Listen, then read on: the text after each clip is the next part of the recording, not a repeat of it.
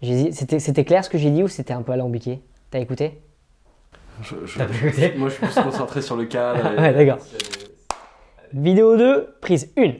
Aujourd'hui, on va voir l'étude du dossier d'un bien à vendre. Ce dossier, il est très important parce qu'il permet à un vendeur de fixer le prix de son appartement et à un acheteur de faire une offre à tel ou tel prix. Le premier document, ce sont les diagnostics techniques de l'appartement. Ces diagnostics sont nombreux et sont très importants, c'est pour ça que j'en ai fait une vidéo à part, dont je vous mets le lien en commentaire. Le deuxième document, ce sont les procès-verbaux d'assemblée générale. Dans une copropriété, tous les copropriétaires se retrouvent au moins une fois par an lors d'une assemblée générale pour prendre des décisions sur l'entretien et les travaux de l'immeuble.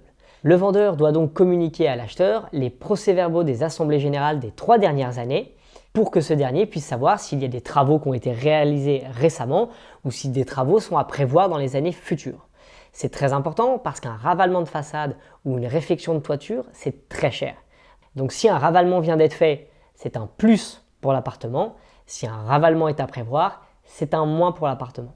Autre document, les charges de copropriété. Ce sont les charges que chaque propriétaire paye mensuellement. Ces charges sont importantes parce qu'elles varient d'un appartement à l'autre. Elles peuvent varier d'un immeuble à l'autre, s'il y a un ascenseur, s'il y a un gardien, s'il y a des services supplémentaires, mais elles peuvent aussi varier s'il y a une mauvaise gestion de l'immeuble ou de l'appartement. Donc, à appartements égaux, si vous payez des charges de 140 € par mois ou des charges de 240 € par mois, clairement, c'est un moins pour l'appartement dont les charges sont plus élevées. Pour la petite anecdote, j'accompagnais une cliente à l'achat il y a quelques temps et elle me parle d'un appartement qu'elle a vu et pour lequel elle a un coup de cœur. C'était un 2 pièces, à peu près 40 mètres carrés. Et je me suis rendu compte dans l'analyse du dossier que les charges mensuelles étaient, attention, de 480 € par mois. En moyenne à Paris, pour un appartement 2 pièces de 40 mètres carrés, on va être entre 80 et 150 € maximum. Donc là, vous voyez qu'il y a quand même quasiment 300 € de plus par mois, parce que c'était dans une très grande tour. Donc faites attention aux charges de copropriété quand même. Le carnet d'entretien de l'immeuble, c'est un document qui référence tous les travaux, petits et gros, qui ont été faits sur l'immeuble. Ça va du changement d'ampoule au changement de boîte aux lettres, en passant par la réfection de la toiture.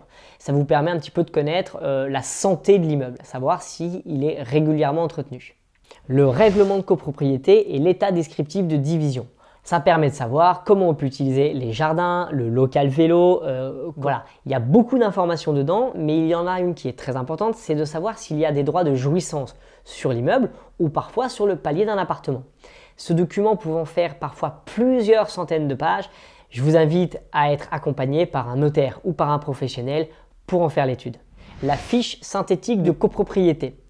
Elle est établie par le syndic et elle regroupe toutes les données techniques et financières de la copropriété.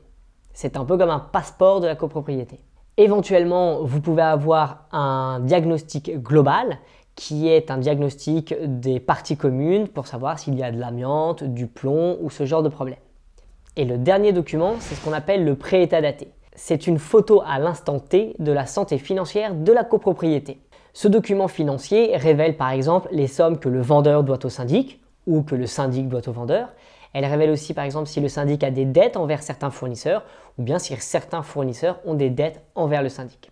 Tu l'auras compris, l'étude du dossier d'un bien est essentielle car elle peut révéler des défauts importants. Savoir analyser ces documents techniques, juridiques et financiers vont te permettre de savoir si tu veux faire une offre au prix, une offre plus basse, voire pas d'offre du tout.